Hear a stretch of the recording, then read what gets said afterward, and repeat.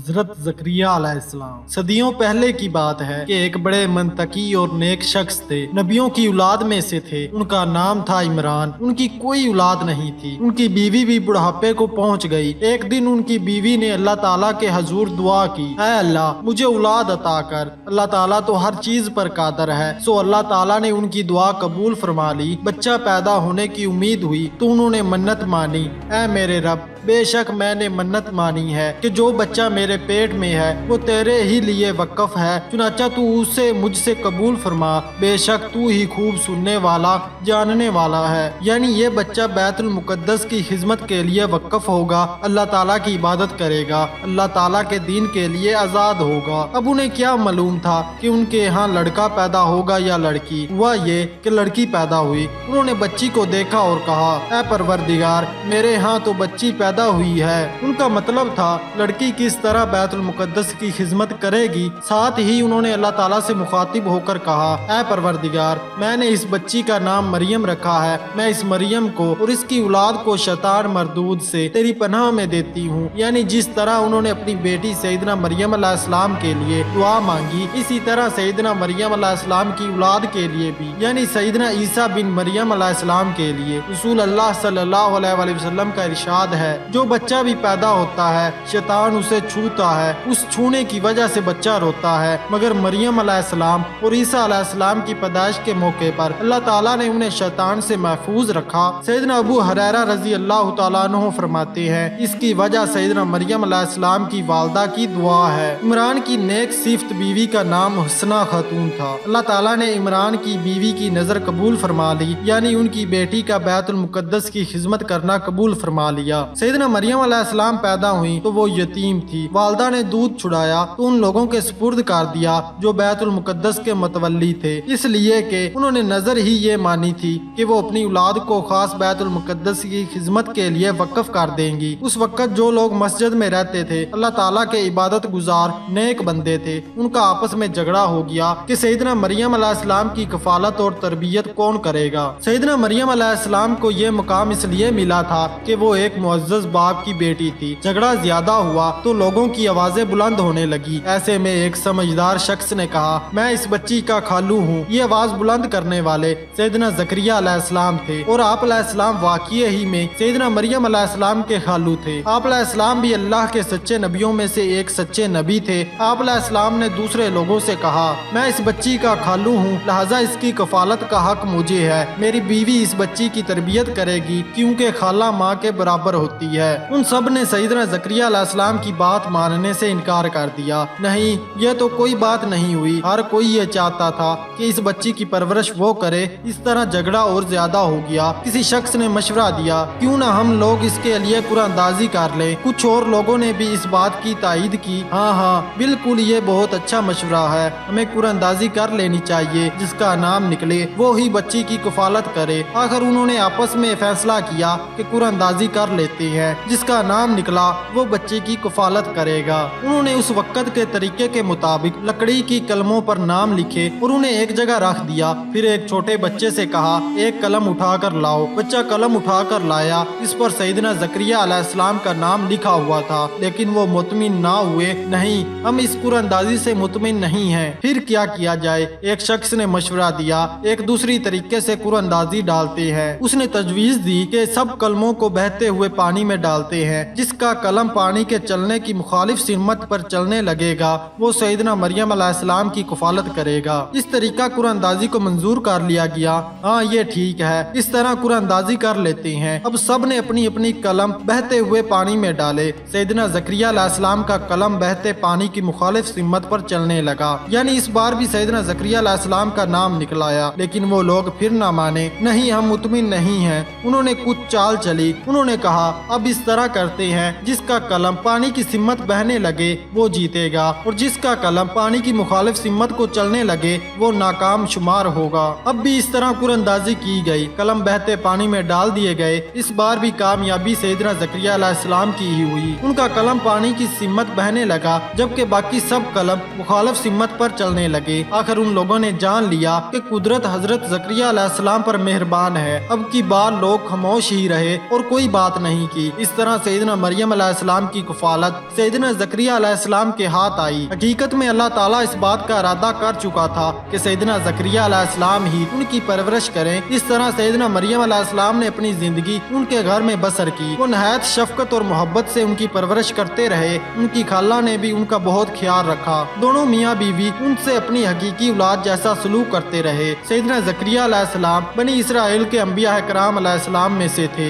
जिन्हें अल्लाह ताला ने बनी इसराइल की रहनुमाई के लिए और ईमान की दौलत देने के लिए माबूस फरमाया था। आप अपने हाथ से कमाई करते थे, आप बढ़ाई का काम करते थे। आपका ज्यादा वक्त दीन की दावत के काम में बसर होता था या फिर मस्जिद में गुजरता, जिसे बैतुल मुकद्दस कहा जाता है। सैयदना ज़करिया अलैहिस्सलाम हर रोज सुबह के वक्त इबादत करने के लिए अपनी दुकान पर चले जाते ताकि हलाल रोजी कमा सकें और अपने अहल व अयाल फकीरों और मोहताजों पर खर्च करें, भूखों को खाना खिलाएं और धुतकारे हुए लोगों को सहारा दें। जब आप काम से फारिग होते तो आप इबादत वाले कमरे में चले जाते। उस कमरे को महराब कहा जाता था। महराब में आप अल्लाह ताला की इबादत करते और अल्लाह ताला की नेमतों का शुक्र अदा करते। उसकी बरकतें हासिल करने के लिए उसकी तरफ मुतवज्जा रहते। आप अलैहिस्सलाम अपनी कौम के लोगों को तबलीग करते हुए फरमाया करते थे, मैं तुम लोगों से इस तबलीग पर कुछ माल तलब नहीं करता, मेरा उजर तो बस अल्लाह ताला के ही जिम्मे है। तमाम अंबिया इकराम अलैहिस्सलाम अपने उजर के अल्लाह ताला से ही उम्मीदवार होते थे और अपनी कौम को ये बात अल्लाह के हुक्म से बता भी दिया करते थे ताकि उनकी कौम के लोग उन पर इल्जाम तराशी ना करे, उनको लालची करार ना दे। सैयदना मरियम अलैहिस्सलाम जब जरा बड़ी हुई तो अच्छी बुरी चीजों में तमीज करने लगी। मस्जिद के साथ उनके लिए एक कमरा बना दिया गया। सैयदना ज़करिया अलैहिस्सलाम के अलावा इस कमरे में कोई और दाखिल नहीं हो सकता था। वो अल्लाह ताला की इबादत करती और मस्जिद की खिदमत करती। ये तमाम काम वो बहुत हसीन तरीके से सर अंजाम देती थी। यूं ही दिन गुजरते रहे कि एक दिन मरियम अलैहिस्सलाम किसी काम के लिए घर से निकली और बैतुल मुकद्दस की मशरिकी जानब चली गयी। उस वक्त मस्जिद बिल्कुल खाली थी, गोया वो बिल्कुल तनहा थी। ऐसे में अल्लाह ताला ने हजरत जबरील अलैहिस्सलाम को उनके पास भेजा। सैयदना जबरील अलैहिस्सलाम एक खूबसूरत नौजवान की शक्ल में उनके पास आए। सैयदा मरियम अलैहिस्सलाम उन्हें देखकर खौफजदा हो गयी। सच्चा मुसलमान खौफ के वक्त हमेशा अल्लाह की तरफ मुतवज्जा होता है। उन्होंने भी सैयदना जबरील अलैहिस्सलाम से कहा, जो कि खूबसूरत नौजवान की शक्ल में थे। सैयदना मरियम अलैहिस्सलाम उनका फरिश्ता होना ना जानती थी। मैं तुझसे अल्लाह ताला की पनाह चाहती हूँ, अगर तू अल्लाह से डरने वाला है। सैयदना जिब्राइल अलैहिस्सलाम ने कहा, मैं इंसान नहीं हूँ, मैं तो अल्लाह की तरफ से एक फरिश्ता हूँ। अल्लाह ताला ने मुझे आपकी तरफ भेजा है ताकि मैं आपको एक पाकीज़ा लड़का दूं, जैसा कि अल्लाह ताला ने कुरान करीम में सैयदना जिब्राइल अलैहिस्सलाम की ज़बानी फरमाया है, मैं तेरे रब का भेजा हुआ हूँ ताकि तुझे हुक्म इलाही से एक पाकीज़ा लड़का अता करूँ। सैयदा मरियम अलैहिस्सलाम सैयदना जिब्राइल अलैहिस्सलाम की बात सुनकर बहुत हैरान हुई। उन्होंने कहा, मेरा लड़का कैसे हो जाएगा जबकि मुझे किसी बशर ने छुआ तक नहीं और ना मैं कोई बदकार औरत हूँ। इस पर सैयदना जिब्राइल अलैहिस्सलाम ने कहा, बात तो इसी तरह है, लेकिन आपके परवरदिगार का इरशाद है कि ये काम उस पर आसान है, हम उसे लोगों के लिए निशानी बनाएंगे, यानी ये अल्लाह ताला का इरादा है, उसने लोहे महफूज में लिख दिया है। आपके यहाँ बगैर बाप के बेटा पैदा होगा और ऐसा करना उसके लिए कुछ भी मुश्किल नहीं और वो बच्चा उसकी कुदरत का निशान होगा। इससे पहले अल्लाह ताला सैयदना आदम अलैहिस्सलाम, हवा अलैहिस्सलाम को बगैर माँ बाप के पैदा फरमा चुके हैं। इसके बाद सैयदा मरियम अलैहिस्सलाम के यहाँ बच्चे की पैदाइश हुई। वो अपने बच्चे को लेकर अपनी कौम के पास आई तो कौम ने उनकी तवक्का के अहन मुताबिक उन पर इल्जाम लगाया। सैयदा मरियम अलैहिस्सलाम उनकी बातों का कोई जवाब ना दिया और इशारों से बताया कि मेरा रोजा है, आज मैं किसी से बात नहीं करूंगी। ऐसा करने का हुक्म अल्लाह ताला ने ही दिया था। फिर सैयदा मरियम अलैहिस्सलाम ने अपने बच्चे की तरफ इशारा कर दिया, तुम लोग जो मुझ पर इल्जाम तराशी कर रहे हो, इस इल्जाम का जवाब मेरे इस बच्चे से पूछ लो।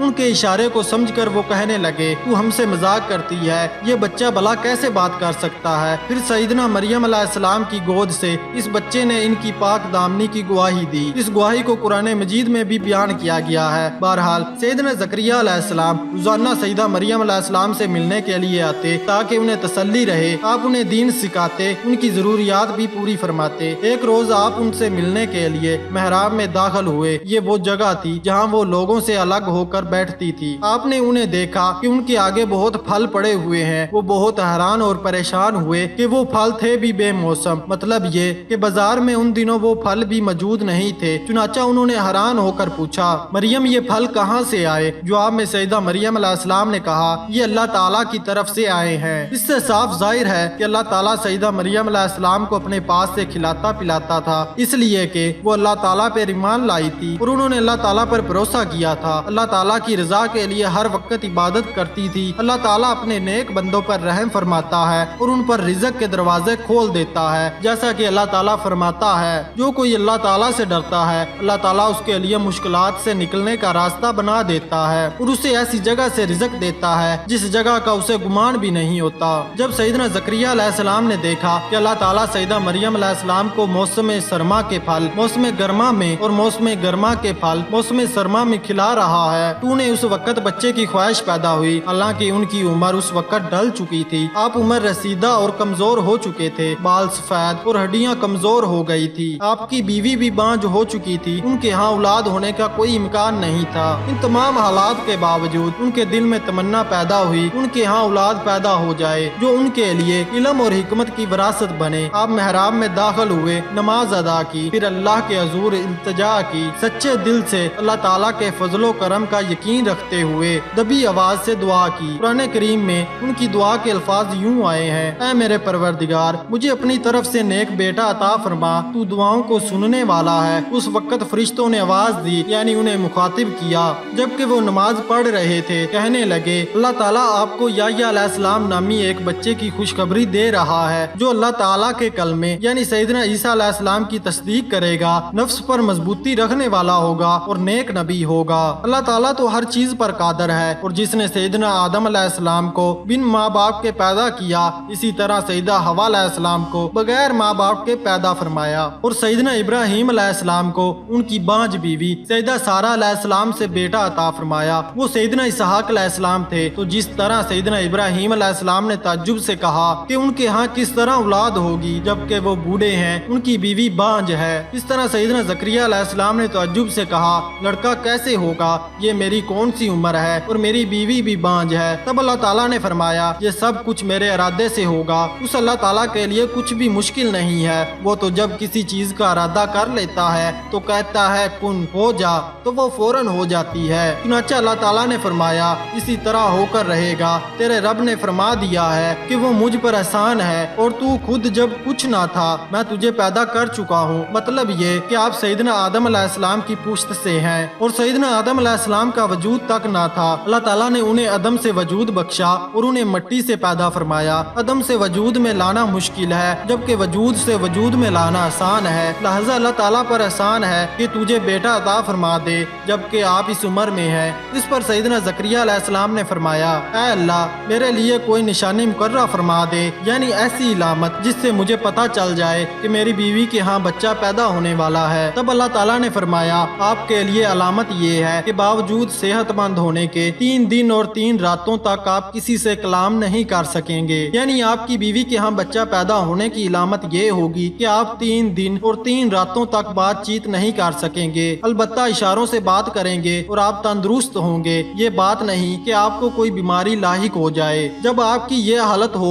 तो समझ जाइएगा कि आपके यहाँ औलाद होने वाली है। इन 3 दिनों में आप कसरत से अल्लाह का जिक्र करें, उसका बहुत ज्यादा शुक्र अदा करें, उसकी तस्बीहात करते रहें। फिर एक दिन सैयदना ज़करिया अलैहिस्सलाम ने बोलना चाहा लेकिन ना बोल सके। वो समझ गए अब उनके घर बच्चा पैदा होने के दिन आ गए हैं। आप अपने कमरे से निकलकर लोगों के पास गए, उनसे इशारों में बात की और कहा, सुबह शाम अल्लाह का जिक्र करो। अल्लाह ताला ने उन्हें एक खूबसूरत बच्चा अता फरमाया। इस तरह अनोखी खुशखबरी वाला वादा पूरा हो गया। बच्चे का चेहरा चमक रहा था। बच्चे का नाम याह्या रखा गया। ये नाम पहले ही अल्लाह ताला की तरफ से बताया जा चुका है। तो दोस्तों, इससे अगली वीडियो हजरत याह्या अलैहिस्सलाम पर होगी, तो आपने चैनल सब्सक्राइब नहीं किया तो कर लें। इसमें खास बात ये थी कि दुनिया में इससे पहले किसी का नाम याह्या नहीं रखा गया था। इसके बाद हुआ ये कि यहूदियों ने सैयदना ज़करिया अलैहिस्सलाम को कत्ल करने की ठान ली। वो इससे पहले भी अंबिया कराम को शहीद कर देते थे। ये उनके लिए मामूली सी बात थी। यहूदी अंबिया कराम को क्यों शहीद करते थे? इसकी वजह ये थी कि वो नबी की तबलीग और अच्छी बातें सुनकर